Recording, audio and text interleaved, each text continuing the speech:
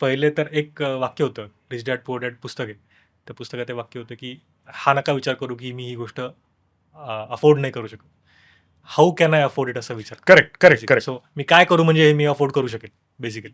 So तो जो shift आहे विचारातला, तो सेम शिफ्ट इथे पण आहे, की मी असं काय करू की हे मला AI वापरून करता येईल. So meta prompting is the answer. कमी वापरलं जाणारं आणि जनरली खूप कमी लोकांना माहिती असलेलं फीचर आहे. That is you can set sort of watch list with ChatGPT. म्हणजे फॉर एक्झाम्पल मला जर का AI रिलेटेड किंवा टेक रिलेटेड टॉपिक्सचा अपडेट पाहिजे आणि माझ्याकडे रोज जाऊन त्या ब्लॉग्स वाचत बघण्याची जर का वेळ नाही आहे, तर आय कॅन आस्क ChatGPT एक स्पेसिफिक ब्लॉग, की let's say Google deep mind किंवा ओपन AI ब्लॉग्स हे झाले, किंवा डिस्कॉर्ड म्हणून एक ॲप आहे. त्यांचे टेक्निकल जे ब्लॉग्स असतात ते खूप छान असतात. ते त्यांचे जे काय त्यांनी टेक्निकली चेंज केलेत सॉफ्टवेअरमध्ये त्यांच्या, ह्याच्याबद्दल खूप छान लिहितात आणि ते जबरदस्त असतात. म्हणजे काय म्हणतात, कटिंग एज त्यांचं काम आहे सगळं. तर त्याच्याबद्दलचे ब्लॉग्स हे वाचायला मला आवडतात भरपूर, बट रोज जाऊन बघणं शक्य नाही आहे रोजच्या कामामध्ये. तर आय कॅन आस्क ChatGPT की ह्याच्यावर लक्ष ठेव, ज्या दिवशी काही नवीन येईल त्या दिवशी मला सांग. So it can keep watch for you. आणि वेळ सांगायची की सकाळी 9 वाजता मला जर नवीन असेल काही दिवसभरात घडलेलं, तर सकाळी 9 वाजता मला तू एक नोटिफिकेशन दे आणि मला मेल येतो त्याचा. आणि बेसिकली ज्यांना गुगल छान वापरता यायचं त्यांना प्रॉम्प्टिंग पण पटकन जमतं, कारण की त्यांना तो रिलेव्हन्स कळतो. कारण की गुगल इंजिन सर्च इंजिन जे आहे ते मॅच करायचं कीवर्ड्स. सो तुम्ही जो कीवर्ड टाकलाय त्या कीवर्डला मॅचिंग त्यांच्या इंडेक्समध्ये जे काय आहे ते घेऊन यायचे. इथे कीवर्ड्स मॅचिंगच्या ऐवजी कॉन्टेक्स्ट मॅचिंग होतं, की मी जर म्हणतोय की if this is the third day and what is the score, so I am probably talking about a cricket match, probably. नमस्कार, वंदे मातरम, जय श्रीराम. Artificial intelligence is the hot topic of past 2-3 years. आणि मग AIचा वापर करून आपण इमेजेस तयार करतोय. फार फार तर AI ChatGPT वापरून प्रॉम्प्ट दिली आणि एखादा ईमेल लिहून घेतला, एखादी पोएम, एखादी कविता तयार करून घेतली. या पलीकडे जाऊन सर्वसामान्य माणूस आपल्या दैनंदिन जीवनात AI वापरून आपलं लाईफ इम्प्रूव्ह करू शकतो का? आपल्या जीवनात can we have seamless implementations of AI? हा प्रश्न मला बरेच दिवस पडला होता आणि मी माझ्या परीने वेगवेगळ्या प्रकारे AI वापरून जीवनातले छोटे छोटे प्रॉब्लेम सॉल्व्ह करायचा प्रयत्न केला होता. पण मग तेव्हाच विचार आला की एखाद्या एक्सपर्ट बरोबर या विषयावर गप्पा माराव्यात, ज्यांना AI म्हणजे काय हे ॲक्च्युली माहिती आहे, ज्यांनी AI वर खूप प्रयोग केलेत आणि AI ड्रिव्हन व्यवसाय केला आहे. आणि आज अशाच एका अतिशय यशस्वी उद्योजकाबरोबर आज गप्पा मारणार आहोत. माझे जुना मित्र Akshay Walimbe. Akshay, thanks for coming. Akshay tech डेव्हलपमेंटमध्ये गेली किती वर्ष? 8-10 वर्ष झाली. 8-10 वर्ष. So you been in technology driven applications for a decade. Yeah. आणि आता AI is your core field, I guess. असं म्हणता येईल आता, कारण की सगळंच तिकडे शिफ्ट होतंय, तर आम्हाला एनी हाऊ शिफ्ट होणंच आहे. बरोबर आहे, बरोबर आहे. तर अक्षय, मी आत्ता म्हणालो तसं ना, की काय होतं, AI म्हटल्या मी ईमेल छान लिहून घेतोय किंवा मी माझ्या मार्केटिंगमध्ये स्पेशली AIचा वापर खूप होतोय. क्रिएटिव्ह डिझाईन असेल, ॲड कॉपी रायटिंग असेल, वेबसाईटचा कंटेंट तयार करणं असेल. पण हे सगळं खूप कॉर्पोरेट, खूप फार प्रोफेशनल आहे. दैनंदिन जीवनामध्ये सुद्धा AIला फार स्मार्टली वापरता येऊ शकतं असं मला वाटतं. आणि तेच आपण बोललो आणि that's why we are discussing. तर what do you think, how is the usage of AI in personal life? Basically ना, आता पहिल्यापासून AI 2022ला सगळ्यांच्या हातात येण्याच्या आधीपासून एक personalisation of all the systems हा जो प्रकार आहे, म्हणजे सोशल मीडिया झालं किंवा तुम्ही जे डे टू डे लाईफसाठी टूल्स वापरता, इव्हन तुमचा जीमेलचा जर एखादा नुसता ॲक्सेस जरी पाहिला, तरी तो तुमच्या वापराप्रमाणे स्वतःला ॲडजस्ट करतो आणि तो पर्सनलायझेशन तुमचं एक होऊन जातं त्याच्यामध्ये, की तुमचे पाहिजे तसे फोल्डर्स, तुम्हाला जर सारखे बँकेचे मेल येतात त्याप्रमाणे ते एका साईडला जातात. तुम्हाला सारखे जर का एखाद्या गेमच्या कंपनीकडनं किंवा कोणाकडनं मेल येतात तर ते एका कॅटेगरीमध्ये जातात. सो हे ऑटोमॅटिक आधीपासून व्हायला सुरुवात झाली होती या सगळ्या गोष्टींना. So inherently softwares were creating profile of its users आणि त्याप्रमाणे स्वतःला ते ॲडजस्ट करत होते. ठीक आहे. सो AI आल्यावर काय झालं, की याला एक नेक्स्ट लेवलचा इंटेलिजन्स अजून मिळाला. सो AIचा वापर जो आहे ना, तो जसं व्यक्ती जितक्या वल्ली म्हणतो आपण, तर जेवढ्या वल्ली तितके AIचे प्रकार, असं झालेलं आहे. म्हणजे मी जर बिझनेस ओनर आहे आणि मी AI वापरतोय, तर एका सर्टन पिरियड नंतर तो समजून घेतो की ह्याला प्रत्येक वेळी या टाईपमध्येच ॲन्सर्स किंवा रिस्पॉन्सेस लागतात आणि मग प्रत्येक गोष्ट तिकडेच जाते, की हा जर सारखा बिझनेसबद्दल डिस्कस करतोय, त्याला कळलंय, तर every response goes towards that angle, की तो त्या पर्स्पेक्टिव्हमध्ये, त्या बिकॉज युअर पर्स्पेक्टिव्हनेच तो profiling is done like that. बरोबर. आणि सडनली जर का मी आज बिझनेस सोडून तिसऱ्या कुठल्या गोष्टीबद्दल मी पर्सनल शेअर करायला सुरुवात केली किंवा मी मे बी फॅमिलीबद्दल बोलायला लागलो आणि सडनली मी माझा बिझनेसचा ट्रॅक चेंज करून टाकला, तर मग त्याला पण तो ॲडजस्ट करतो. तो तिथे क्रिटिसाइज नाही करणार की अरे तू आधी तर असं बोलत होता, आता तू हे चेंज करतोय, तू सर काय माझा जॉब सॅलरी मला याची मिळते हे नका विचारू. राईट. सो तो तसं नाही करणार, तो स्वतःला ॲडजस्ट करतो की अच्छा हा चेंज झालाय का, देन लेट्स पिवोट, आणि मग तो त्याप्रमाणे प्रोफाइलिंग करतो. सो जितके लोक AI वापरतात त्याप्रमाणे तेवढे व्हर्जन्स त्याचे त्यांच्या त्यांच्या प्रोफाईलमध्ये बनत जातात. असं नाही की प्रत्येक चॅट जीपीटी वापरतात तर चॅट जीपीटीचे तितके व्हर्जन झाले, युसेज प्रमाणे ते ॲडजस्ट करतात त्याच्यामध्ये. सो एक मोठी जनरल आयडिया अशी आहे सगळ्यांना की कॉर्पोरेट यूजसाठी किंवा मग जसं तुम्ही म्हटलं की Professional. ईमेलसाठी, हम्म. मग जर मार्केटिंग एजन्सी आहे तर मग मार्केटिंगचं content generate, copywriting Copywriting. करण्याकरता किंवा इमेजेस जनरेट करण्याकरता, मग मे बी व्हिडिओज असतील तर त्यासाठी पण वापरतात. हे सगळ्यांना काय म्हणतात त्याला प्रचलित असलेले हे सगळे उपयोग आहेत, AI वापरून करण्याच्या गोष्टी हे सगळ्या आहेत. याच्या पलीकडे जाऊन अजून बऱ्याच अशा गोष्टी आहेत की लोक खूप क्रिएटिव्हली आणि अगदी काय म्हणतात त्याला दैनंदिन त्यांच्या पर्सनल लाईफमध्ये येणारे प्रॉब्लेम सॉल्व्ह करण्यासाठी पण AI वापरतात.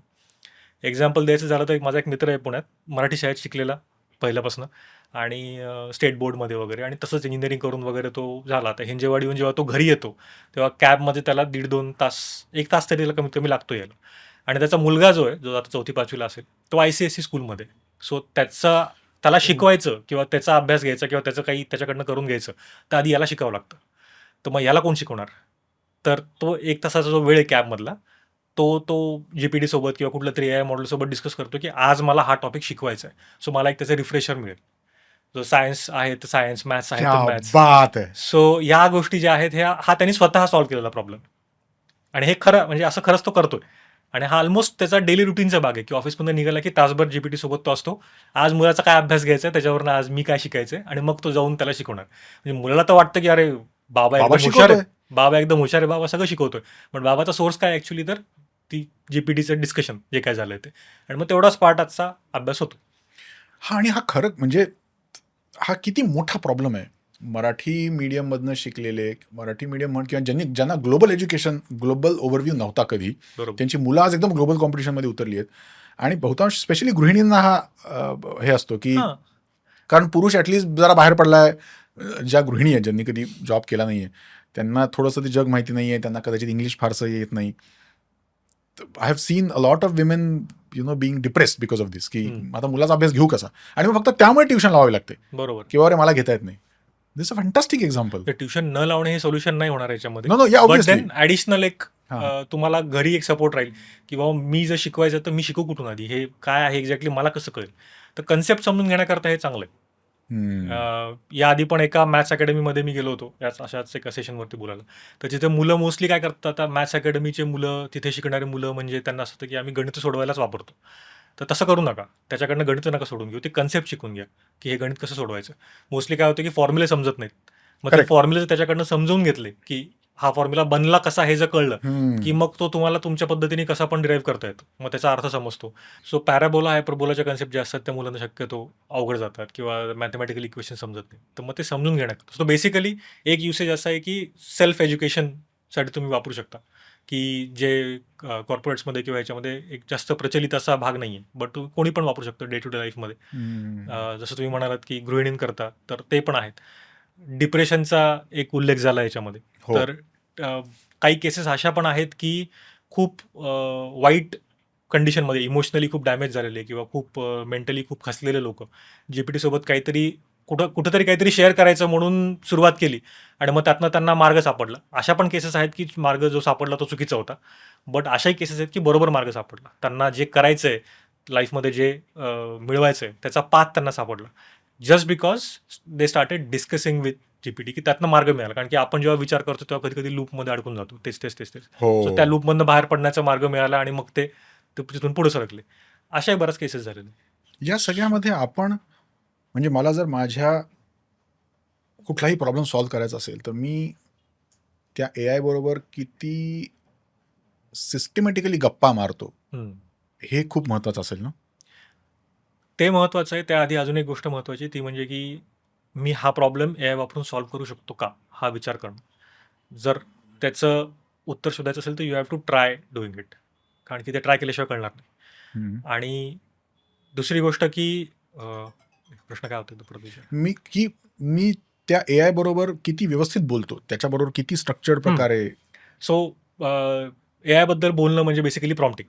करेक्ट. एआयशी बोलणं, गप्पा मारणं म्हणजे बेसिकली प्रॉम्प्टिंग. सो प्रॉम्प्टिंगचा एकच हे आहे, की तुम्ही जितकं स्ट्रक्चर्ड प्रॉम्प्ट असेल, जितकं तुम्ही स्वतः सांगताना सिस्टमॅटिक सांगाल, तितकं तुम्हाला रिस्पॉन्स सिस्टमॅटिक मिळेल. जर का तुम्ही 2 लाईनमध्ये जनरल गप्पा मारतो आपण तसं हाय हॅलोच्या गोष्टी टाकल्या, तर त्याला ते कळणार नाही. म्हणजे कळणार नाही म्हणजे कळेल, बट तो जो रिस्पॉन्स देईल तो तुमच्या कामाचा नसेल. आणि मोस्टली लोकं हेच करतात, की ते जीपीटीचा जो किंवा कुठलाही एआयचा जो इनपुट बार असतो, त्याच्यामध्ये गुगलच्या सर्च इंजिनसारख्या क्वेरीज टाकतात. जसं आपण गुगलमध्ये सर्च करताना टाकायचो, तशा क्वेरीज टाकतात.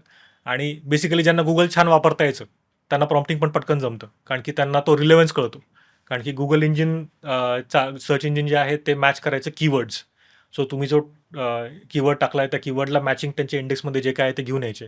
इथे कीवर्ड्स मॅचिंगच्या ऐवजी कॉन्टेक्स्ट मॅचिंग होतं, की मी जर म्हणतोय की if this is the third day and what is the score, so I am probably talking about a cricket match, probably. ठीक आहे, की टेस्ट मॅच चालू आहे कुठली तरी, आणि मग त्याला माझं जे प्रोफाइलिंग माहिती आहे, की मी बेस्ड इन इंडिया आहे, का मी US मध्ये आहे, का मी UK मध्ये आहे, का मी ऑस्ट्रेलियामध्ये आहे, त्याच्यावरून ठरवेल तो, की बाबा हा बेस्ड इन इंडिया आहे, he asking about, probably asking about the cricket match. आणि मग तो बघेल की क्रिकेट मॅचचा कुठला स्कोर अवेलेबल आहे का सध्या चालू असलेला, आणि मग तो रिझल्ट येईल. सो या प्रकारे कॉन्टेक्स्टिंग क्रिएट होतं तुमच्या प्रत्येक इनपुटवरनं. सो तुम्ही सांगताना जर व्यवस्थित सांगू शकलात, की बाबा इंडिया ऑस्ट्रेलिया क्रिकेट मॅच चालू आहे, आज थर्ड डे आहे, आणि थर्ड डे मे बी संपला असेल, त्याचं ॲनालिसिस पाहिजे, तर तुम्हाला त्याप्रमाणे होईल. कारण की तुम्ही कॉन्टेक्स्ट प्रॉपर त्याचा सेट केलेला आहे. याचा काही फॉर्म्युला आहे की मी एक चांगली थंब रूल prompt- म्हणता येईल त्याला, हां. की जेव्हा तुम्हाला काहीच एक्झॅक्टली कळत नाही की काय करायचं आहे, तेव्हा 3 गोष्टी लक्षात ठेवायच्या. पहिली गोष्ट की कॉन्टेक्स्ट सेट करायला विसरायचं नाही. कॉन्टेक्स्ट म्हणजे बेसिकली संदर्भ, बॅकग्राऊंड त्याच्यामध्ये. आणि कॉन्टेक्स्ट येतो हा फक्त एक्सप्लेनेशनमधनंच. तुम्ही Okay. जितक्या गोष्टी तुम्हाला काय पाहिजे हे एक्सप्लेन कराल चांगलं, कमीत कमी शब्दात किंवा क्लिअरली, जितका कॉन्टेक्स्ट त्याला क्लिअरली कळतो. दुसरी गोष्ट आहे ती म्हणजे कन्स्ट्रेंट्स. कन्स्ट्रेंट म्हणजे रूल्स किंवा काय करायचं, काय नाही करायचं, बंधनं बेसिकली. ते कन्स्ट्रेंट्स त्याला आले पाहिजे. त्याच्यामध्ये काय नाही करायचं हे जास्त महत्त्वाचं आहे, काय करायचं ह्याच्यापेक्षा. सो मोस्टली लोकं जे चांगले प्रॉम्प्ट लिहितात, ते असेच लिहितात की काय नाही करायचं हे क्लिअरली सांगतात. कारण की काय करायचं हे त्यांना थर्ड पार्टमधनं समजतं, which is action. So basically अच्छा, म्हणजे मला जे हवंय हां, ते मी सगळ्यात शेवटी सगळ्यात सांगायचं. शेवटी सांगायचं. आम्ही तिथे सुरू करतो आणि संपतो. हां, सो ॲक्शन पार्टवरती फोकस करतात, की right me an email. Correct. आणि फार तर फार ईमेलचा सब्जेक्ट सांगतील. त्याच्यावर काही करत नाहीत. पण ईमेलचा टोन कसा असला पाहिजे, किंवा ईमेलमध्ये काय नाही टाकायचं आहे, लँग्वेज कुठल्या प्रकारची वापरायची, कॉर्पोरेट तुम्हाला प्रोफेशनल वापरायची आहे का जनरल आपण डिस्कशनची लँग्वेज ती वापरायची आहे, का अजून काही त्याच्यामध्ये व्हेरिएशन्स पाहिजे तुमचे, क्वालिटी ऑफ वर्ड्स काय असली पाहिजे, हे तुम्ही जितकं चांगलं द्याल तितकं चांगलं. तर हा कन्स्ट्रेंटचा पार्ट झाला. ह्याचा कॉन्टेक्स्ट म्हटलं तर बेसिकली ईमेल कशासाठी लिहितोय आणि कोणाला लिहितोय हे जर कळलं तर चांगला लिहू शकतो. म्हणजे is it an apology email to the client, is it a thank you email to the client for timely payments, is it some kind of email of maybe एखाद्या एम्प्लॉईला वॉर्निंग देतोय आपण, त्या वॉर्निंगचा ईमेल आहे का, कुठल्या टाईपचा, आणि वॉर्निंग देतोय तर कशा करता वॉर्निंग देतोय, परफॉर्मन्सचा प्रॉब्लेम आहे का, पंक्च्युअलिटीचा प्रॉब्लेम आहे, what ever it is. So ईमेलचा कॉन्टेक्स्ट आधी सेट करणं गरजेचं आहे. त्या ईमेलमध्ये काय नाही करायचं हे पण गरजेचं आहे. मी जर का वॉर्निंगचा ईमेल देतो तर त्याच्यामध्ये टर्मिनेशनचा क्लॉज नाही आला पाहिजे ईमेलमध्ये. मी आता फक्त वॉर्न करणार आहे, टर्मिनेशनची धमकी द्यायची नाही आहे मला. Wow. सो हे नाही करायचं हे सांगावं लागेल. आणि मग की ह्या सगळ्या ह्याच्यावरनं असा ईमेल ड्राफ्ट कर. मग तिथं तुम्ही नंबर ऑफ वर्ड्स देऊ शकता, की within 50 words, 100 words, what ever जे काय पाहिजे ते तुम्ही देऊ शकता. आणि मग जो पहिला ईमेल लिहून येईल, पहिला ड्राफ्ट येईल, तो तुमचा नियर परफेक्शन असेल. आणि मग त्याला फॉलोअप प्रॉम्प्ट करून तुम्हाला अजून रिफाईन करता येईल, की नाही अजून तुम्हाला वाटलं की ह्याच्यात छान होऊ शकतं अजून, तर मग त्या गोष्टी तुम्हाला रिफाईन करता येतील. सो स्वतः बसून पूर्ण ईमेल ड्राफ्ट करून त्याला 4 वेळा करेक्ट करण्यापेक्षा या पद्धतीने फास्ट होतील. पण पहिला प्रॉम्प्ट तुमचा या 3 रूल्सप्रमाणे असेल. पहिला आहे कॉन्टेक्स्ट, दुसरा कन्स्ट्रेंट, आणि तिसरं आहे ॲक्शन. या 3 प्रमाणे असेल तर मग पुढचे फॉलोअप प्रॉम्प्ट तुम्हाला कमी द्यावे लागतात. आता मग माझा प्रश्न असा आहे बघा अक्षय, की मी ChatGPT कसं वापरतो सांगतो. हं. माझ्या ChatGPTमध्ये बऱ्याच चॅट्स आहेत. एक चॅट आहे जी माझी पावभाजी पांडा बिझनेसबद्दल, कोर बिझनेसबद्दल आहे. हं. एक चॅट आहे पावभाजी पांडाच्याच फ्रँचायझी ग्रोथबद्दल आहे. बरोबर. एक आहे पावभाजी पांडाच्या सोशल मीडिया मार्केटिंगबद्दल आहे. हं.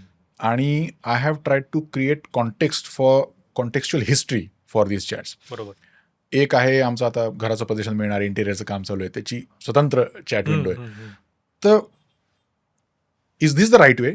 हा पहिला प्रश्न आहे, की should I create different buckets for different topics, आणि असं केल्यामुळे मग त्याची ती चॅट विंडो अशी नर्चर होत जाईल का तेवढी पुरती, आणि त्याला लक्षात येईल की ह्या म्हणजे हा विषय ह्यावेळी मी याच्याबरोबर ज्या गप्पा मारतोय त्या या कॉन्टेक्स्टमध्ये. So will it help? Number 1. Number 2, जर असं असेल किंवा नसेल तर हा जो 3 स्टेपचा थंब रूल आहे, will it change according to these chats?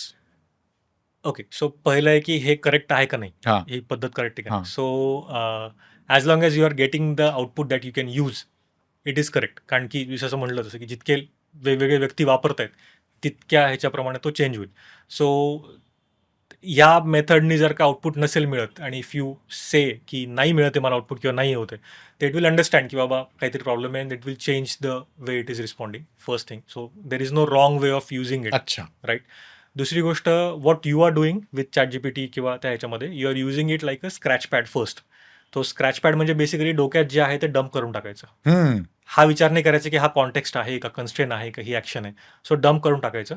त्यातनं जे काय तो मॉडेल जे काय ॲनलाइज करेल आणि मग त्यातनं जो रिस्पॉन्स येईल तिथून पुढे ठरतं की आता हे कन्व्हर्सेशन कुठे घेऊन जायचं.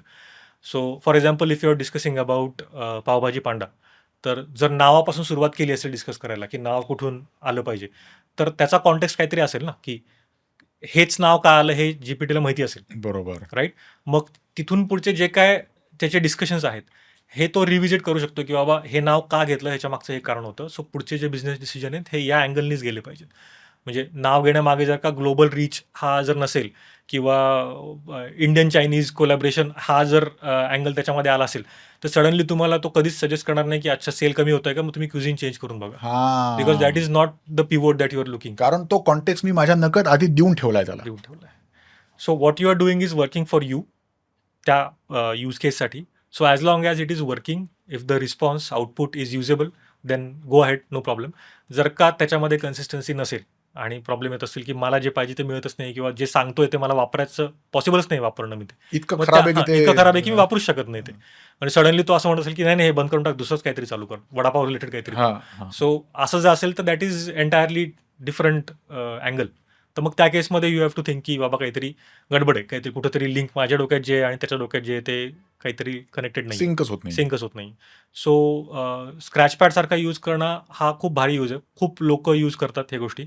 आणि त्याचा बेनिफिट असा असतो की as long as you are not sharing any personal data with it, हा, absolutely. फक्त आयडियाज आणि या गोष्टी शेअर होतात. त्याचा बेनिफिट असा होतो की अक्रॉस द चॅट जी मेमरी तुम्हाला मिळते वेगवेगळ्या, हा, हा. तर त्याचा तुम्हाला पटकन रिलेव्हन्स हे करता येतो. म्हणजे उद्या जसं म्हटलं की घराचं आता परेशान मिळाले इंटेरियर आहे, आणि इंटेरियरमध्ये जर का तुला एखादा बिझनेसचा काही पार्ट घ्यायचा असेल, तर you don't have to go and explain again की पावभाजी पांडामध्ये मी असं करत होतो तर मला त्याचं काही इकडे घरात इंटेरियरमध्ये वापरायचं आहे, तर कसं करू. You just have two point towards that chat की आपण पावभाजी पांडाबद्दल डिस्कस केलं होतं, त्या बिझनेसचे काही क्वर्क्स आहेत जे मला माझ्या घरात पण पाहिजेत किंवा डिझाईनमध्ये पण पाहिजेत. सो अच्छा. That memory is also pulled and used in to this. ती पूल होते होते. Cross chat. Across the chat पण होते. जीपीटीमध्ये तर 100% होते. बाकी ह्याच्याबद्दल मी कॉन्फिडंट नाही आहे, पण जीपीटीबद्दल 100% होते. कारण की हे मी करतो खूप वेळा की मल्टिपल कसा रेफरन्स द्यायचा मग दुसऱ्या चॅटचा? बेसिकली त्या चॅटचं आयदर नाव रेफर करायचं, साईडला नाव यायचं हो, ते, हो. किंवा मग त्या चॅटमधला असा एखादा पॉईंट की जो तुम्हाला आठवतो, की एक प्रॉमिनंट पॉईंट असतो प्रत्येक चॅटमधला की जो हां. आपल्याला पण आठवत असतो की हे खूप छान रिस्पॉन्स आला होता. तर मग दॅट यू कॅन रेफर की आपलं असं बोलणं आपण झालं या होतं, चॅटमध्ये असं असं बोललो बोललो होतो. होतो आणि ते करता येतं. आता मी त्याला एक थोडं अजून स्ट्रक्चर्ड मेथड केली, कारण की मी आता प्रॉम्प्ट स्ट्रक्चरवरती खूप काम चाललंय सध्या. तर स्ट्रक्चर्ड मेथड केली आहे मी. पर्सनलायझेशनचा जो टॅब आहे त्यात टाकून ठेवलं की प्रत्येक चॅटमध्ये त्या चॅटचा एक नंबर आणि त्या रिस्पॉन्सचा एक युनिक नंबर वरती आला पाहिजे. So when ever I right a prompt Okay. आणि त्याचा रिस्पॉन्स येतो, त्या रिस्पॉन्सच्या आधी त्या चॅटचा नंबर आणि एक त्याचा रिस्पॉन्सचा नंबर येतो.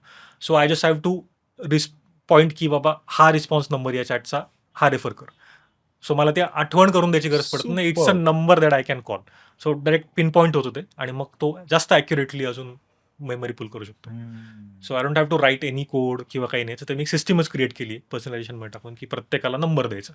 So if I can point that number, मग तो बरोबर.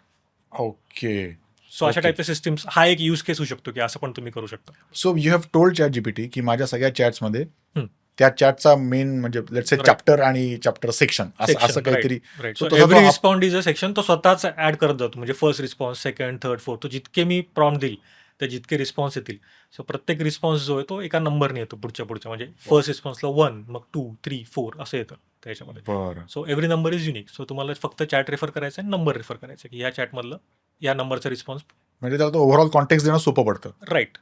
मला सगळं एक्सप्लेन टाईप करत बसावं लागत हां, नाही की हां. बाबा हे असं बोलणं झालं होतं. रेफर हं. This number of this chat and your done. मला सॉरी, आपण आधी त्याचा जो प्रश्नाचा दुसरा भाग होता की अशा स्ट्रक्चरमध्ये मग तो जो 3 स्टेप फॉर्म्युला आहे, कॉन्टेक्स्ट, कन्स्ट्रेंट्स आणि काय तिसरं, ऍक्शन. ऍक्शन. तर would this change according to this? Context, constraint आणि ऍक्शनचा जो फॉर्म्युला आहे हा चेंज नाही होणार. हा फॉर्म्युला असा आहे की हा it's a formula to begin with. आणि हा असा आहे की even if you don't know anything की काय एक्झॅक्टली प्रॉम्प्ट द्यायचं आहे, काही सुचत नाही आहे, फक्त हा फॉर्म्युला फॉलो केला, याचे म्हणजे कॉन्टेक्स्ट काय असेल याच्यामध्ये एवढा जरी विचार केला आणि त्याचं उत्तर लिहिलं, आणि कन्स्ट्रेंट काय असेल याच्यामध्ये एवढा विचार केला आणि त्याचं उत्तर लिहिलं, आणि ॲक्शन काय व्हायला पाहिजे एवढं लिहिलं की हे होऊन जातं. जर टेक्निक चेंज करायची आहे वापरण्याची, तर देर आर डिफरंट मेथड. जसं स्क्रॅचपॅड एक मेथड आहे, डेटा डम्पिंग त्याच्यामध्ये होतं सगळं, आणि दिस इज द बेस्ट, कारण की त्याच्यामध्ये सगळ्या नॉलेजचा तुमचा पूल क्रिएट होतो. सो कमीत कमी तुम्हाला एफर्ट्स घेऊन नंतर जितकं तुम्ही जास्त वापरा तितकं ते जास्त युजेबल होत राहतं त्याच्यामध्ये. दुसरी एक मेथड आहे की rag with in the chat म्हणतो आम्ही त्याला बेसिकली, की तुमचं जे काय इतर कंटेंट आहे जे चॅट जीपीटीला तुम्ही दिलेलं नाही, डायरेक्टली फाईल्स अपलोड करायच्या आणि ते त्या फाईल्स सांगायचं की या चॅटमध्ये फक्त या फाईल्स रिलेटेडच मला बोलायचं आहे. तुझं जे बाकीचं सगळं जगाचं नॉलेज आहे ते सध्या बाजूला ठेव, आणि ह्या फाईल्समध्ये जितका डेटा आहे त्याच्यावरतीच आपल्याला बोलायचं आहे. जोपर्यंत मी म्हणत नाही की ह्याच्या रिलेटेड बाहेरचं काही नॉलेज आणून दे, तोपर्यंत स्वतःहून प्रोएक्टिव्हली काही आणायचं नाही. This is another way of using, ज्याच्यानी तुमचं जे काय तुमच्याकडे जो डेटा आहे, जे काय तुमचं नॉलेज आहे, त्या नॉलेजवरती अजून तुम्हाला जास्त चांगले डिस्कशन्स म्हणजे कन्स्ट्रेंट्स आपोआपच लागून गेलेत की आपोआप लागून गेले. तेवढ्या ह्याच्यातच तो बोलणार. करेक्ट. आणि कॉन्टेक्स्ट म्हणजे तो जो डेटा शेअर केलाय तो कॉन्टेक्स्ट आहे. Then you have to just take action, की डिस्कस करायचं फक्त काय काय करायचं ते, बस. It is another way of using it. So you can use it in combination. या गोष्टी होऊ शकतात. असं वापर करून अजून काय काय आहे जे डे टू डे लाईफमध्ये? बेसिकली ना, कुठलंही ए आय मॉडेल वापरण्यामागचं पर्पज आहे, लोकांना असं वाटतं की आपलं काम सोपं करण्याकरता आहे. बट इंटेलिजंट लोक जे आहेत ना, ते स्वतःला इंटेलिजंट करण्याकरता, अजून इंटेलिजन्स वाढवण्याकरता, स्वतःचं प्रोडक्टिव्हिटी वाढवण्याकरता, स्वतःची ब्रेन पॉवर वाढवण्याकरता या सगळ्या टूल्सचा वापर करतात. म्हणजे आधी पण आपल्याकडं म्हणजे ए आय वगैरे सगळे याच्या आधी पण MIS नावाच्या सिस्टीम्स आहेत, राईट. MIS का वापरतात बेसिकली? तर MIS बनवणाऱ्या कंपन्यांना मोठं करणं हे त्यांचं एम नाही आहे.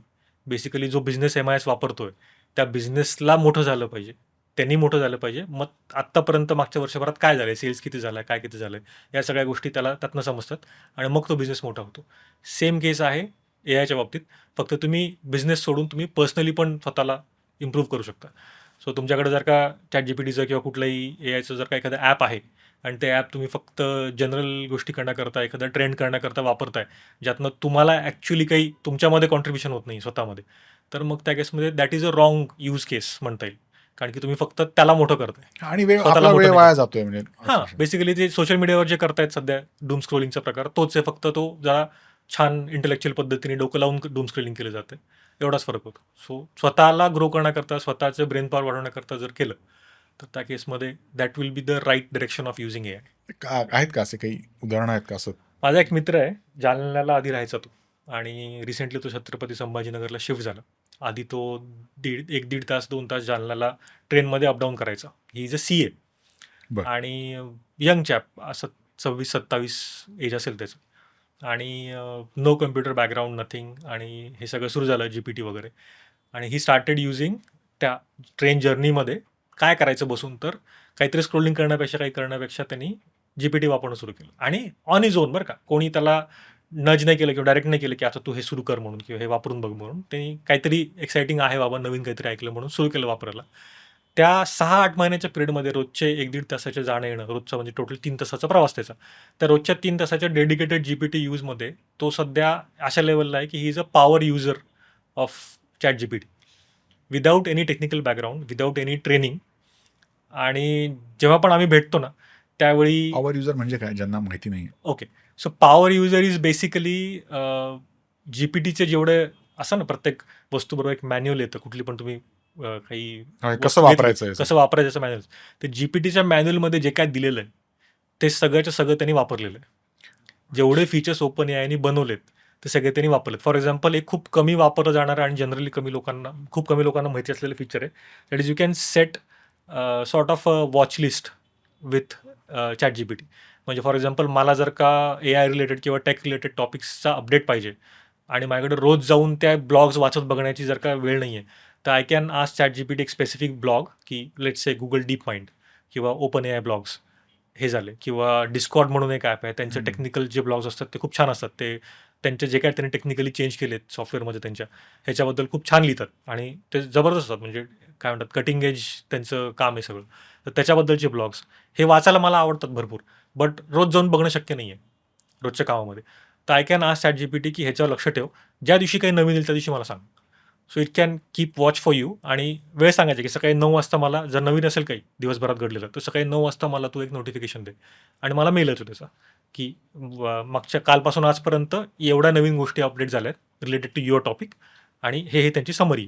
So I can just read that and go ahead. So ChatGPT sends you an email हां. की वाव.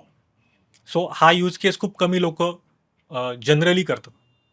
म्हणजे गप्पा मारणे किंवा चॅटिंग करणे ही गोष्ट एक आहे, बट तुमच्या फील्डबद्दल कसं अजून तुम्हाला अपडेट राहता येईल आणि हे अप टू तुमच्या डेट मित्रांनी हेच केलं का? हे त्यांनी केलं.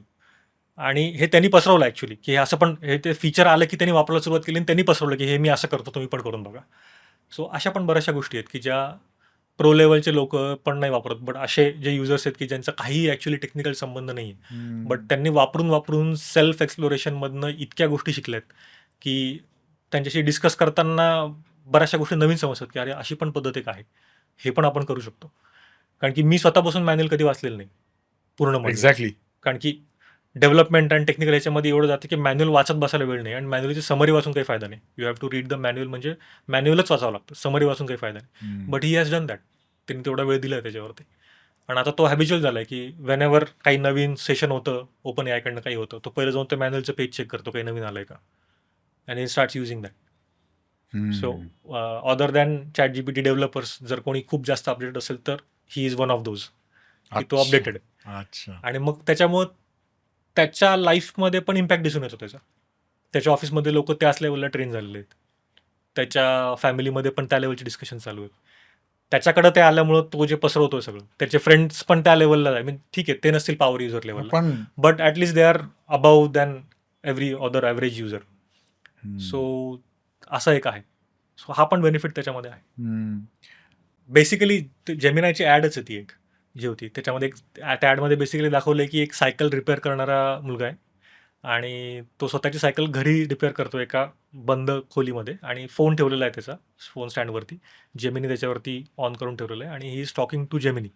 आणि तो काय बोलतोय बेसिकली, इकडे तो सायकल रिपेअर करतोय, आणि जे काय त्याला फॉल्ट सापडत आहेत, एखादा स्क्रू खराब झाला आहे किंवा तुटला आहे, चेन त्याची बदलायची आहे, तर ते तो सांगतोय की या सायकलची या साईजची चेन आहे माझी, ही तुटलेली, ही बदलायची आहे मला. सो कुठे कुठे अवेलेबल आहे नियरेस्ट शॉपमध्ये ते चेक कर.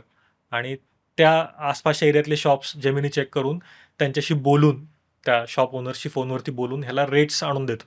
जर का त्यांच्या प्रोफाईलवरती रेट्स नाही आहेत गुगल माय बिझनेसच्या, तर मग त्यांच्याशी बोलून तो रेट्स आणून देतो, आणि can actually compare the rates on the go, हे चॅट चालू असताना. आणि मग ऑर्डर प्लेस करू शकतो की हे चेन येऊन जाईल घरी, आणि ज्यातनं मला ते चेंज करता येईल. आता एक रिसेंटली केस आहे की इंजिन ऑइल कारचं घरच्या घरी चेंज करता आलं एकाला, काही त्यातली माहिती नसताना. त्यांनी फक्त कारचं मॉडेल सांगितलं आणि कधी घेतलेली गाडी वगैरे ते सगळं सांगितलं, आणि जेमिनी स्टार्टेड इन्स्ट्रक्टिंग की या गाडीला या टाईपचं ऑइल आहे, कारण की असं इंजिन आहे या गाडीचं, त्याप्रमाणे हे ऑइल लागेल. सो हे ऑइल वापर. आणि मग आधीचं ऑइल कसं काढायचं, ती ऑइल कॅप कशी काढायची, काय लूज करायचं, व्हॉट टू टेक केअर, खाली ते एक कंटेनर ठेवतात ते ऑइल पडलेलं कलेक्ट करायला, सो ते आधी ठेव. सो लाईक अ प्रोफेशनल बापरे, मेकॅनिक प्रॉपरली बापरे. त्याला स्टेप बाय स्टेप गाईड केलं, आणि त्यांनी he was able to do it on his own at his own home, गॅरेजमध्ये त्याच्या. सो अशा पद्धतीचे यूज केस लोक करतात. आणि आता एकदा तुम्ही करून पाहिल्यावरती परत परत तुम्हाला विचारायची गरज पडत नाही, या गोष्टी त्यांनी become habitual. So it is actually training people to do better. ज्या गोष्टी ते आधी नाही करू शकत त्या आता करू शकतात. यात एक थोडं एक गंमत आहे. मी ना सध्या 1 मील अ डे ओमाडचा बऱ्यापैकी रिसर्च करतोय, आणि I am trying experimenting with it. Right. तर म्हणजे ऑब्व्हियसली मी एक्सपर्ट्स बरोबर बोलणं, त्यांच्याकडनं माहिती घेणं, ते तर सुरूच आहे. पण ChatGPT बरोबर गप्पा मारता मारता मी त्याला सांगत होतो की असं असं आहे, असं असं आहे. Then I was getting some output. तर मी विचारलं की जर कोणी, म्हणजे मला औषधं घ्यायची असतील तर प्रश्नच नाही आहे, मला 1 मील अ डे करता येणार नाही जेवणानंतरची. पण जर मी असे काही न्यूट्रिशन्स घेतोय, न्यूट्रिएंट सप्लिमेंट्स घेतोय, जे मील नंतर घ्यायला सांगितलेत, आणि 2 वेळे, म्हणजे सकाळच्या मील नंतर घ्यायचं, संध्याकाळच्या मील नंतर घ्यायचं, तर मग काय करू? मग आता 1 मील अ डे करायचं आहे. तर तो GPT म्हणतो की नाही ते दोन्ही सप्लिमेंट तू संध्याकाळच्या जेवणानंतर घेतले तरी चालतील. मी म्हणलं आर यू शुअर? म्हणतो हो या ब्रँड्सचे सप्लिमेंट्स असतील तर या ब्रँडचे सांगितलंय असं बरोबर. की 1 मील नंतर घेतलं म्हणजे सकाळी 2 घ्यायचे संध्याकाळी 2 घ्यायचे तर तू 4ही संध्याकाळच्या जेवणानंतर घे. मी परत विचारलं आर यू 100% शुअर? म्हणतो हो. मी म्हणलं आण रेफरन्स. मग तो म्हणतो सॉरी रेफरन्स नाही आहे माझ्याकडे. हॅल्युसिनेशन. हॅल्युसिनेशन. सो या गोष्टी खूप आहेत. आता एक आय थिंक डेलॉइटची एक केस झाली या बाप रे आणि क्रेझी. दॅट वॉज क्रेझी की फुल त्यांना रिफंड पण करावं लागला आणि they probably have to pay some fine on that. म्हणजे क्लायंटने यांना सांगितलं होतं की एक रिपोर्ट तयार करा राईट. आणि यांनी स्वतः रिसर्च न करता स्वतः डेटा न मिळवता बेसिकली त्यांनी AI टूल्स वापरून तो कंपाईल केला. जो ॲनालिसिस जे केलं ते सगळं AI टूल्स वापरून कंपाईल केलं आणि मे बी त्यांनी डेटा ॲक्च्युअल दिला असेल रिसर्च करण्यासाठी जो डेटा येतो. बट बिकॉज ऑफ AIज हॅबिट ऑफ हॅल्युसिनेटिंग किंवा गोष्टी बनवून टाकायच्या सोयीप्रमाणे, ते एक त्यांच्या पथ्यावर पडलेली गोष्ट आहे ती अंगावर आलेली. असंच एक एक्झाम्पल एका ट्रेनिंगमध्ये झालं होतं. ऑनलाईन ट्रेनिंग चालू होतं आणि हॅल्युसिनेशन टॉपिकवरती त्यांना काहीतरी असं काय म्हणतात त्याला हँड्स ऑन बघायचं होतं डोळ्यासमोर की हॅल्युसिनेशन होतं? होतं म्हणजे नक्की काय होतं. सो मला काहीतरी असं जेनेरिक एक्झाम्पल त्यांना द्यावं लागलं की जे की माझ्या किंवा त्यांच्या फील्डशी रिलेटेड नाही. दे वर ऑल सॉफ्टवेअर डेव्हलपर्स, जी 30 लोकांची टीम होती. आणि त्या ट्रेनिंगमध्ये असं झालं की आम्ही एक्झाम्पल घेतलं की जे शिपिंग कंटेनर्स असतात डॉकवरनं इकडे तिकडे जातात, इंटरनॅशनली ट्रॅव्हल करतात ते. तर ते शिपिंग कंटेनर्स ट्रॅक करण्याकरता आणि त्यांचा बिझनेस वगैरे सगळा ट्रॅक करण्याकरता ब्लॉकचेन यूज केलं जातं. आणि आय थिंक कोविड नंतर त्याला सुरुवात झाली आहे. I am not sure about the timeline eight, but Covid नंतर मोस्टली सुरू झालं आहे. तर त्यात त्यांनी सांगितलं होतं की असं यूज करा. म्हटलं आता ओके, एवढं तर कळलं की ब्लॉकचेन वापरतात, कॉन्टॅक्ट सेट झाला. मी म्हटलं की ह्याचे स्टॅटिस्टिक्स दे की आत्तापर्यंत किती बिझनेस ट्रॅक झाला आहे, किती आत्तापर्यंत कंटेनर्स ट्रॅक झालेत आणि फ्युचर काय असणार आहे त्याचं, ह्याचं statistics they. So it started pulling numbers की 2024मध्ये $16 बिलियन बिझनेस आत्तापर्यंत ट्रॅक झालेला आहे. $16 बिलियन. बिलियन डॉलर्सचा तो ट्रॅक झाला आहे आणि 53 पॉईंट समथिंग CAGRनी तो वाढणार आहे आणि 2030पर्यंत इतक्या बिलियन डॉलर्सचा होईल. म्हटलं ओके, इथपर्यंत त्यांनी सगळं सांगितलं. देन आज की हे जे नंबर्स आहेत तू कोट केलेले, ह्याला सायटेशन्स दे मला की रेफरन्स लिंक. सोर्सेस दे काय ते. म्हटलं okay, no problem, I will present the citations. आणि सायटेशन प्रेझेंट करताना त्यांनी नंबर चेंज केले. 2024चा जो नंबर होता तो त्याने 2022चा म्हणून सांगितला आणि 16 बिलियनचा तो 11.3 बिलियनवरती घेऊन गेला. आणि त्यांनी सांगितलं की 16. Based on 11.3 billion I predicted that की 2024चा हा असू शकेल. आणि मग CAGR वॉज त्या लिंकमध्ये होता तेवढा CAGR.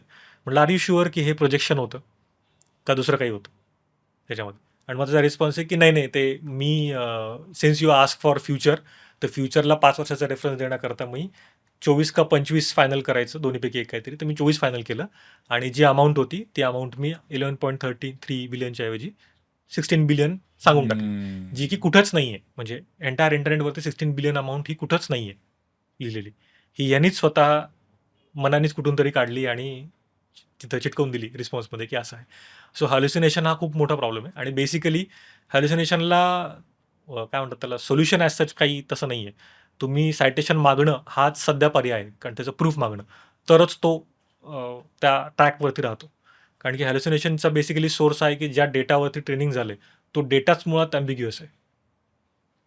अच्छा. कन्फ्युजिंग तोच पार्ट आहे. त्याच्यामुळे त्याला तुम्ही काउंटर करू शकत नाही. म्हणजे आपल्याकडे एक की आडातच नाही तर काय पोऱ्यात कुठून येणार असं आहे. तसा प्रकार आहे की इंटरनेटवरती इतक्या स्पॅम वेबसाईट आहेत आणि इतकं काय म्हणतात त्याला पर्स्पेक्टिव्ह चेंज करून आणि वेगवेगळ्या पद्धतीने एकच कंटेंट लिहिलेलं आहे की नक्की कुठलं फॅक्च्युअल आहे आणि कुठलं मेडअप आहे हे क्लीनअप करायलाच स्कोप नाही आहे. आणि तो जो क्लीनअप आहे तो क्लीनअप न झाल्यामुळंच हॅल्युसिनेशनला फ्युलिंग होतं. आणि बाकी पण काही फॅक्टर्स आहेत की तुम्ही ट्रेनिंग कसं केलं आहे, किती रिगरस केलं आहे, हे पण आहे. बट बेसिकली डेटाच तुमचा जो आहे ट्रेनिंगचा तोच मालफॉर्म्ड आहे. त्याच्यामुळं हॅल्युसिनेशनला कॉन्ट्रीब्युशन जास्त होतं. आणि जोपर्यंत असा डेटा येत राहील तोपर्यंत हॅल्युसिनेशन चालू राहणार. तो येत राहणार आहे. सायटेशन मागणं is the only solution right now की तू हा नंबर कोट केला हा तुला कुठून कळला हे सांग. आणि तो लिंकवरचा नंबर, त्यांनी जी लिंक दिली सायटेशनची त्या लिंकवरचा जो नंबर आहे तो आणि ह्याच्यातला नंबर आहे तो सेम असेल तर गो अहेड. जर नसेल तर it's not of any use, फेकून द्या त्याला. You can start from scratch or maybe correct करू शकता. बट हे खूप धोकादायक आहे याच्या बाबतीत.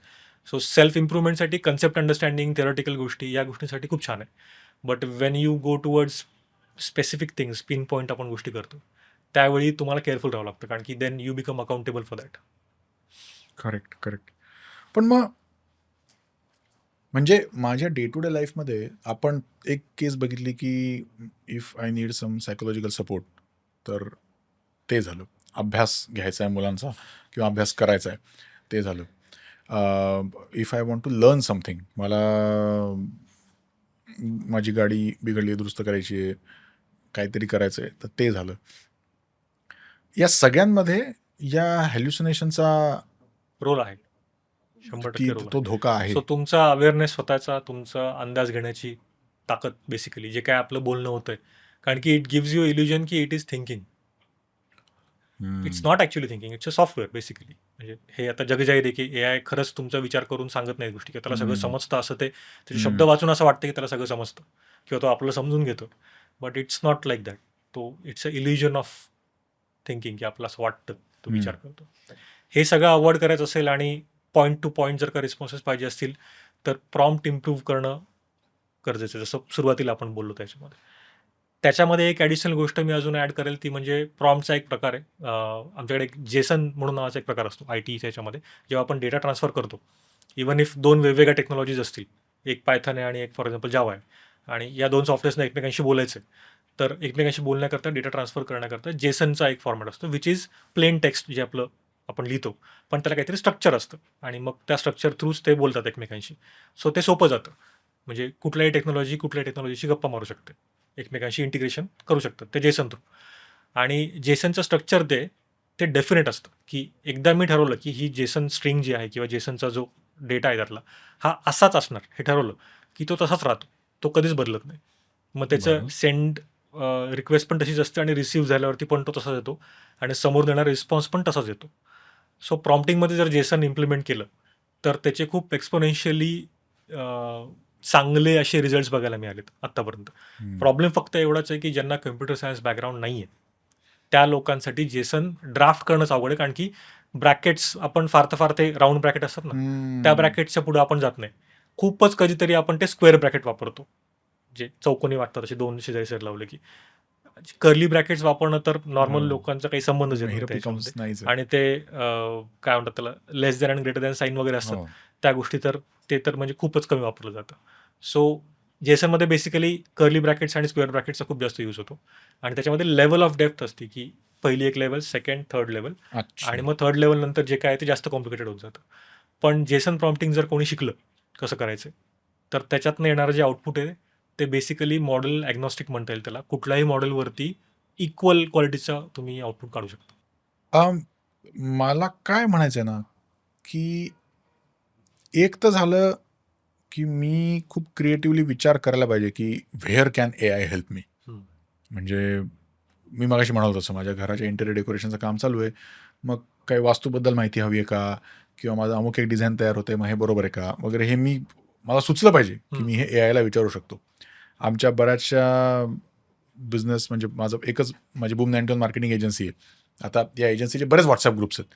एक सोशल मीडियाचा आहे, एक वेब डेव्हलपमेंटचा आहे, एक कॉपीरायटर्सचा आहे, एक स्ट्रॅटेजिक आहे. बरोबर. तर आता मला या सगळ्या व्हॉट्सअप ग्रुप्सचा तो DP ठेवायचा असतो वेगवेगळा.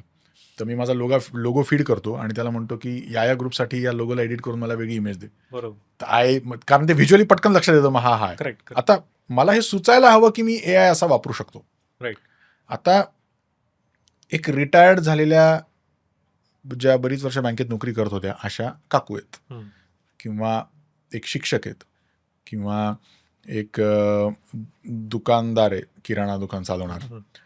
या लोकांनी त्यांची पर्सनल लाईफसुद्धा, प्रोफेशनल लाईफसुद्धा, ती जर मला सुधारायची, तर मी कोणत्या प्रकारे AIला वापरू शकतो, हा कॅनव्हास त्यांनी कसा समजून घ्यावा. Okay, basically this is going towards Meta prompting thing. पहिले तर एक वाक्य होतं, रिच डॅड पुअर डॅड पुस्तक आहे, त्या पुस्तकात ते वाक्य होतं की हा नका विचार करू की मी ही गोष्ट अफोर्ड नाही करू शकत, how can I afford it, असा विचार. करेक्ट. सो मी काय करू म्हणजे हे मी अफोर्ड करू शकेल बेसिकली. सो तो जो शिफ्ट आहे विचारातला, तो सेम शिफ्ट इथे पण आहे, की मी असं काय करू की हे मला AI वापरून करता येईल. So meta prompting is the answer त्याच्याकरता. म्हणजे काय? Meta is basically about something. So for example जर सिम्पल सांगायचं म्हटलं तर आपण आपल्या विंडोजच्या ह्याच्यावरती राईट क्लिक केलं एखाद्या फाईलवरती, एक्सेल फाईल किंवा वॉटेवर जी फाईल असेल, राईट क्लिक केलं आणि तिथं प्रॉपर्टीज म्हणून एक टॅब असतो. त्याला क्लिक केल्यावरती जो डेटा येतो, की ती फाईल कधी बनली आहे, त्याची साईज किती आहे, ती कुठे स्टोअर्ड आहे, कुठे त्याचा stored पाथ आहे. असतो वगैरे, हा सगळा डेटा जो आहे that data is about that file. So that data is meta data. अच्छा. So data about data is meta data. So meta is about something. So meta prompting पण सेम गोष्ट आहे. It is a prompt about a prompt, की मी काय prompting करू, कसा prompt लिहू, म्हणजे मग हे मला करता येईल. सो त्याचा आधी प्रॉम्प्ट लिहायचा आणि तो प्रॉम्प्ट कितीही तुम्ही काय म्हणतात त्याला नॉर्मल याच्यात लिहिला तरी तो तुम्हाला करता येतो. पण त्याला पण सेम स्ट्रक्चर मी आधी सांगितलं की कॉन्टेक्स्ट, कन्स्ट्रेंट आणि ॲक्शन. की मला एक्झॅक्टली एक गोष्ट, फॉर एक्झाम्पल मी आता कम्प्युटर सायन्स बॅकग्राऊंडचा आहे, मला टेलरिंगमधलं काहीच येत नाही, पण मला शिकायचं आहे टेलरिंग, फॉर सम रिझन मला ते शिकायचं. तर मी आता कसं सुरू करू? तर कुठली गोष्ट शिकण्याकरता आधी तुम्हाला त्याची वोकॅब्युलरी माहिती असणं गरजेचं आहे. Because if I am to write a prompt to any AI model, तर मला ते टेलरिंगमधले शब्द माहिती असणं गरजेचं आहे. नाहीतर मग मी जर प्रत्येक शब्द डिस्क्राईब करत बसलो तर माझा प्रॉम्प्ट भरकटेल. सो ते ॲक्युरेट शब्द माहिती असते. So what I will do is, मी त्याला विचारेल की how can I gain that vocabulary to learn that. जिथून सुरुवात करू शकतो. आता सध्या मला टेलरिंगबद्दल काहीच माहीत नाही, बट मला एवढं माहिती आहे की वोकॅब येणं गरजेचं आहे, ते शब्द माहिती असणं गरजेचं आहे. सो पहिले विचारलं की व्हॉट कॅन आय डू और व्हॉट आर द कन्सेप्ट्स और words I should know before getting in to tailoring और लर्निंग टेलरिंग. ओके. सो तिथून सुरुवात होते आणि मग ते वोकॅब्युलरी मला मिळाल्यानंतर मी स्टार्ट करेन की हे समजून सांग, ते समजून सांग. ह्याच्यामध्ये अजून एक टेक्निक आहे जी जुनीच आहे पद्धत, 80-20 पॅटर्न म्हणतो आपण त्याला, पण ती आता AI सोबत अजून जास्त 10x त्याला इम्प्रूव्हमेंट झाले. 80-20 इज बेसिकली कुठल्याही टॉपिकमधल्या अशा 20% गोष्टी की ज्या मला कळल्यानंतर त्या टॉपिकचं 80% नॉलेज येऊन जातं, अँड वाईस वर्सा बेसिकली. सो काही असतात ना अशा गोष्टी, की असतात गोष्टी की ज्या तेवढ्या कळलं की मोस्टली तुम्हाला कळून त्याच्यावरच जातं फाउंडेशन सगळं. आहे सगळं. हां, त्याच्यावरनं तुम्हाला सगळं कळून जातं. आणि काही 80% असतं की जे तुम्ही कितीही रटलं तरी पण तुम्हाला 20%च नॉलेज फायदा मिळतं. So that 20% is of not that use, तेवढं काही युजफुल नाही आहे ते. सो त्या पॅटर्नमधनं आपण 20% गोष्टींवरती फोकस करू शकतो. So meta prompting combined with this you can start learning things ज्या तुम्हाला माहीत पण नाही. सो जो युजर बेस तुम्ही आता सांगितला की बँकमधनं रिटायर झालेले किंवा बँकिंगमध्ये असलेले की ज्यांचा खूप काही टेक्निकल ह्याच्याशी संबंध आलेला नाही आहे, they want to start using AI, तर मग त्यांचा जो इंटरेस्ट आहे, त्यांना जे करायचं आहे त्याप्रमाणे ते मेटा प्रॉम्प्टिंग सुरू करतात. मोस्टली मी प्रोफेशनल्स असे पाहिले जे क्रिएटिव्ह फील्डमध्ये मेनली काम करतात युजिंग AI. म्हणजे AI यूज करून व्हिडिओ जनरेट करणारे किंवा प्रोडक्शन लेवल व्हिडिओज, म्हणजे असं नाही की जनरल काहीतरी कार्टून बनवलं आणि इंस्टाग्रामवर टाकलं. प्रोफेशनल प्रोडक्शन लेवल व्हिडिओज बनवणारे पण लोक आहेत. इमेजेस आहेत की ज्यांचे दिवसाला 50-50, 100-100 इमेजेस जनरेट करून ते प्रोफेशनल लेवलचे सेल करतायत किंवा त्यांचं काहीतरी क्लायंटसोबत काम आहे त्याच्यासाठी. सो ते लोक काय करतात, जेव्हा त्यांना एखादा स्पेसिफिक इफेक्ट ॲड करायचा आणि तो माहीत नाही कसा करायचा किंवा ते जमत नाही आहे, तर त्यांचं एक बेसिकली टेक्निक अशी असते की एक सेपरेट कुठलं तरी AI मॉडेल असतं. 2 अकाउंट असतात. एक पेड अकाउंट जिथं सगळं व्यवस्थित प्रोफेशनल काम चालू आहे आणि एक त्यांचं personal account which is a free account की जे फक्त त्यात कचरा टाकण्यासाठी, ते काही त्याचा काही संबंध नाही इकडे त्याच्यामध्ये. सो तिकडे ते कन्सेप्ट क्लिअर करून घेतात. मला एखादा लेन्स फ्लेअर ॲड करायचा आहे, मला कलर करेक्शन करायचं आहे, मला एखादा बॅकग्राऊंड इफेक्ट त्याच्यामध्ये ॲड करायचा आहे, डेप्थ ऑफ फील्ड येत नाही आहे, त्याच्याकरता काय करायचं आहे. सो त्या मॉडेलशी झटत नाहीत ते, जिथं प्रोफेशनल काम चालू आहे. ते इकडे जे साईड मॉडेल आहे, इकडे प्रश्न विचारला तर काय होईल? बेसिकली कॉन्टॅक्ट शिफ्ट नाही झाला पाहिजे. ॲज लॉंग ॲज तुम्ही कॉन्टॅक्ट ट्रॅकवर ठेवताय, त्या तुम्ही अख्ख्या अकाउंट लेवलचा कॉन्टॅक्ट सुद्धा महत्वाचा आहे म्हणजे. तो पण महत्त्वाचा आहे. तुम्ही जर का तो कॉन्टॅक्ट मेंटेन ठेवलाय, तर तुम्हाला कमीत कमी प्रॉम्प्ट्समध्ये चांगले रिस्पॉन्स यायला लागतात. जेव्हा तुम्ही एका साईड ह्याच्यावरती सगळं करून घेताय ना, तुमचं अंडरस्टँडिंग करून घेताय आणि then you come back to the main account आणि मग सुरू करताय, तर मग तो कॉन्टॅक्ट मेंटेन राहतो. कारण की मी काहीतरी डिझाईन करतोय आणि सडन मी त्याला काहीतरी प्रश्न विचारतो, सो तुमचा ट्रॅक सुटून जातो. तो ट्रॅक नाही सुटला पाहिजे. एकदा तो ट्रॅक सुटला, त्याला परत आणता येईल ट्रॅकवरती, but then that's becomes a risk. तो नाही आला तर, नाही जमलं तुम्हाला तर, सो तो जो वेळ जातो परत ट्रॅकवर आणण्यासाठी, अच्छा, ओके. तो वेळ जाऊ नये म्हणून हे बेसिकली एक सेपरेट एक साईड अकाउंट असतं की जिथं हे सगळं केलं जातं की कसं काय हे करू, त्याचा काय शब्द आहे, त्याला काय म्हणतात, मग त्या इफेक्टला काय करणार, आणि मग तिथे एक आयडिया आल्यानंतर मग तो प्रॉम्प्ट लिहिला जातो मेन अकाउंटमध्ये. So that's how they do it. So side अकाउंटवर ते जे काय करतात ते सगळं हे लोक टू बिगिन विथ करू शकतात आणि हरकत नाही. म्हणजे if you have more than one account with any AI model, it is नाही की इलिगल गोष्ट आहे. हा, नाही I am But just then- asking. असा तुम्ही पद्धतीने यूज करू शकता. बेसिकली एक माणूस आणि एकच अकाउंट असलं पाहिजे असं काही रूल नाही. So you can start doing on multiple accounts, trying things on multiple accounts. आणि मग एक माझं पण असं आहे की एक माझं पर्सनल यूजचं मॉडेल वेगळं, अकाउंट वेगळं, and the account that I train on people ते वेगळे. सो त्या मॉडेलला असं वाटतं की मी ट्रेनर आहे आणि मी मुद्दाम त्याला सिनारिओज क्रिएट करायला लावतो. सो तो त्या अकाउंटमध्ये हॅल्युसिनेशन भरपूर करतो, कारण की मीच त्याला करायला लावतो हॅल्युसिनेट. आणि माझं पर्सनल अकाउंट जे आहे ते एकदम स्ट्रक्चर्ड आहे, म्हणजे सेमच चॅट जीपीटी आहे बॅकग्राऊंडला, सेमच मॉडेल आहे ते वापरणारं, बट यूज केसमुळे ते अकाउंट कम्प्लिटली सेपरेटली ट्रेन झालेले आहेत. सो ट्रेनिंगचं अकाउंट प्रत्येक वेळी मला ट्रेनिंगमध्ये मला त्यात इव्हन टोकन विंडोसुद्धा सिम्युलेट करता येते. म्हणजे युजली असं होतं की तुम्ही 2-3 दिवस कंटिन्युअस चॅट केल्यानंतर त्याची टोकन विंडो आता संपते, बट मला ते 3-4 चॅटमध्ये सिम्युलेट करता येते, because that account has been train for that. मी जर सांगितलं की I am simulating token window loss किंवा टोकन लॉस असं जे करतोय, तर तिसऱ्या चौथ्या मेसेज नंतरच तो विसरून जातो लगेच, म्हणजे इट ॲक्ट्स लाईक की I forgot the first message. So ते शोकेस करणं सोपं जातं मला की असं होतं बेसिकली. सो त्या पद्धतीने तो रिस्पॉन्ड करायला लागतो. आता थोडा अजून एक लेवल अजून डीपर जाऊया.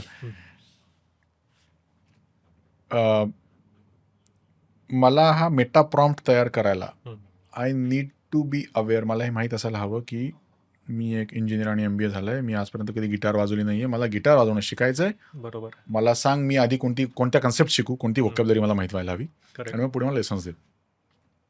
मला माहिती नाही मला गिटार शिकायचंय. ओके. माझं ठरलंच नाहीये मला AI कशासाठी वापरायचं. ओके. अशा वेळी पण जीवनात प्रॉब्लेम तर सर्वांचे आहेत ना. आता मी कोणता प्रॉब्लेम घेऊन चॅट जीपीटीकडे जाऊ शकतो, हाच जर ही ट्यूबच पेटवायला मला चॅट जीपीटीची मदत घ्यायची असेल, तर the way I look at it is, मी लिहितोय यार मी असं आहे, मी असं आहे, मी असं आहे, सध्या मी असं आहे, सध्या मी या लाईफच्या या स्टेजमध्ये, आणि काय वाटतं how do I improve my life, असं रॅन्डम जावं की, आणि मग let it come with some suggestions की काही अजून इट विल करायला give you very unbiased responses असं केलं तर. म्हणजे आपण म्हणतो सुवर्ण मध्य साधणारे to begin with, as long as तुम्ही कॉन्टेक्स्टमध्ये एखादा स्वतःचा बायस ॲड करत नाही, Wow. तोपर्यंत तो तुम्हाला खूप डिप्लोमॅटिक अँसर्स देईल. The moment you start adding your biases, it will start aligning with you, की तुझंच बायस कसा बरोबर आहे म्हणजे थोडं त्याच्यामध्ये. फॉर एक्झाम्पल मी जर आज प्रो AI बोलतोय आणि जीपीटीशी डिस्कस करतोय की I have to go to a podcast, so मला तिथे काही पॉईंटच दे, नोईंग मी आता 3 वर्षापासून वापरतोय, सो त्याला हिस्ट्री सगळी माहिती आहे माझी, बॅकग्राऊंड काय. सो यू नो मी आता पॉडकास्टला चाललो आहे का, आणि तिथे मला पॉईंटच दे काही अशा गोष्टी की ज्या मला माझ्या कामातनं एक्सप्लेन करता येतील. आणि I want to talk about pro AI things, obviously, कारण की मी आता इतक्या वर्षापासून आहे, तर त्याला माहिती मी प्रो AI आहे, आणि त्याप्रमाणे तो मला पॉईंटर्स देईल. ऑन द सेकंड अकाउंट जिथे मी फक्त ट्रेनिंग्स कंडक्ट केलेल्या आहेत, आणि तिथे जर विचारलं मला की नोईंग मी एका पॉडकास्टला चाललो आहे आणि टेल मी अबाउट थिंग्स, कारण की मी ट्रेनिंगमध्ये जसं युजेस सांगतो तसंच त्याचे लिमिटेशन्स पण तेवढ्याच प्रॉमिनंटली सगळ्यांना सांगतो की याच्याकरता वापरताना थोडं सांभाळून वापरा, की असे प्रॉब्लेम, हॅल्युसिनेशन एक प्रॉब्लेम आहे, किंवा मिस रिप्रेझेंटेशन ऑफ फॅक्ट्स ते पण होऊ शकतं कधी कधी. सो त्या बाबतीत जरासं थोडंसं विचार करून तुम्ही स्वतःचा अवेअरनेस ठेवा, त्याच्यावर डोळे बंद करून विश्वास ठेवा. असं सांगत असतो. ते मी सिम्युलेट पण करून दाखवतो. सो त्या अकाउंटला सवय आहे त्या गोष्टी पण होण्याची. सो तिकडनं ऑटोमॅटिक प्रोच्या ऐवजी अँटी AI सेंटिमेंट येऊ शकतं, कारण की इट थिंक्स की मी अँटी AI आहे. सो माझ्या थिंकिंगला अलाईन होण्याकरता तो त्याप्रमाणे रिस्पॉन्स देतो. सो तुमचा यूज केस काय आहे, what you have been discussing in the past, त्याच्यावरती डिपेंड असतं. If this is your first chat, plain account उघडलं आहे आणि पहिलं चॅट आहे and you have no idea what to do, तर मग the method that you use की स्क्रॅच पॅड, जे काय डोक्यात आहे ते सगळं डंप करून टाकायचं, regardless of any action after it किंवा काही. माझं असं बराच वेळा होतं की काहीतरी आयडिया डोक्यात असते, त्याचं एक्झॅक्टली करायचं काय किंवा त्याचं खरंच काही यूज आहे का नाही हे माहीत अगदी. नसतं. बऱ्याच वेळा असं असतं की it is just a travelling thought, but that takes some place तुमच्या ब्रेनमध्ये. सो ती काढून त्यात टाकून द्यायची, आणि मी त्याला सांगताना सांगतो की I am just dumping it, मला याच्यावर काही ॲक्शन घ्यायची नाही, काही करायची नाही, I am just sharing it with you, ठेव तुझ्याकडे. आणि मग कधी what do you think about this असंही विचारायचं. काहीच नाही, मी जस्ट शेअर करतोय, तुझ्याकडे ठेव ना मला तुझा त्याच्यावरचं ओपिनियन पाहिजे ना काही पाहिजे, जस्ट माझ्या डोक्यातनं मला बाहेर काढायचं. So let's just keep it with you, and maybe 3 months 4 months down the line मी सांगेल की अरे मी काहीतरी तुला सांगितलं होतं idea, what was that, it will pull that idea. मला हे पण सांगायची गरज नाही की एक्झॅक्टली कुठली आयडिया सांगितली होती, it will pull those ideas. आणि हे आपलं डिस्कशन झालं होतं, जे तुम्हाला सांगितलं होतं की फक्त ठेव तुझ्यासोबत, त्याच्यावर काय करायचं काही सांगितलं नव्हतं. And then you can take an educated guess की अच्छा ही पर्टिक्युलर आयडिया होती जी इम्प्लिमेंट करायची होती किंवा जे आता इथे वापरू शकतो. सो असा पण एक यूज केस आहे. सो प्लेन जर का असेल, फ्रेश अकाउंट असेल, तर स्टार्ट डम्पिंग थिंग्स, त्यातनं कॉन्टेक्स्ट क्रिएट होईल. बाकी तुमच्या कामाचं नाही, ॲटलिस्ट तुमच्याबद्दलचं कॉन्टेक्स्ट क्रिएट होईल, आणि it is going to stay within your own reach. असं त्याला कोणी बाहेर वाचत नाही आहे त्या गोष्टी. त्याच्यामुळं even if you dump something which is like personal sharing वगैरे गोष्टी, तर as long as you are not sharing something which is pointing at you, जसं की तुमचा personal mobile number, email address, it is okay काय हम्म. करायला. But then इतकंही ओपन नाही व्हायचं की it will start manipulating, it will start telling you things की असं नाही, असं व्हायला पाहिजे तुझ्या लाईफमध्ये. So if you are already feeling bad and it is aligning with you, then probably it will make you feel हा, म्हणजे माझ्या मित्राबरोबर भांडण झालंय आणि तो वाईटच येईन, तो वाईटच येईन, तो असं बोललो आणि हां. Then it comes back and says नाही तू आता दोस्ती तोडून टाक. हां. म्हणजे तो धोका दॅट आहे. शुड बी युअर डिसिजन, कारण की that's a action decision. GPT won't ever give you action decision की हे ॲक्ट कर म्हणून. You should probably do this. अच्छा. इथपर्यंत तो येतो. हीच ॲक्शन तू घ्यायला पाहिजे हे कधीच तुम्हाला सांगणार नाही. नाही, द पण मोमेंट तसं इट तो- स्टार्ट्स डुईंग दॅट, देन अच्छा. It is difficult. नाही, पण आता मी डाएट काय घेऊ, मी एक्सरसाइज कशी करू, यावर ॲक्शन ओरिएंटेड आउटपुट येतं ना. It's a suggestion. If you read it carefully, it's always a suggestion. अच्छा. बिकॉज तो कधीच तुम्हाला डेफिनेट गोष्टी सांगणार नाही. आपण वाचताना बऱ्याच वेळा काही गोष्टींकडे कानाडोळा करतो किंवा वरवरचं वाचतो, त्याच्यामुळे असं वाटतं की हा आपल्याला सांगतोच की असं कर. आपला हेतूच आणि त्याच्याकडनं काढून घेणं असतो, त्यामुळे Basically, कदाचित तो असं बाहेर वाटतं की आपण हा आपल्याला सांगतोच की असंच कर म्हणून तू. But if you read the language clearly, it is never telling you to do this particular thing certainly की तू असंच बरोबर. केलं पाहिजे. It is always suggesting, nudging you towards things, किंवा मग बीटिंग अराउंड द बुश. हा, तो ते तर बऱ्याच वेळा होतं. म्हणजे it is dangerous. One fine day हां. If it starts pushing us towards. मग दॅट इज एजंटिक. ते आपण करूया त्याच्यावरती डिस्कस त्या गोष्टी. अच्छा, काय agentic? Basically agentic AI, basically generations ज्या AIच्या बद्दल म्हणलं, वेगवेगळ्या लेवल्स जनरेटिव्ह होता, मग रिझनिंग जमायला लागलं, मग एजंट्स, हा, एजंटिक आहे. Correct correct. So, आठवलं. हे जे आहे की तुम्हाला एखादी स्पेसिफिक गोष्ट करायलाच लावायची किंवा तीच गोष्ट करायची, ह्या डिसिजन घ्यायची जी पॉवर आहे, that is with agentic AI. But ती डिसिजन पॉवर पण एका सर्टन कॅपॅसिटीमध्ये आहे सध्या.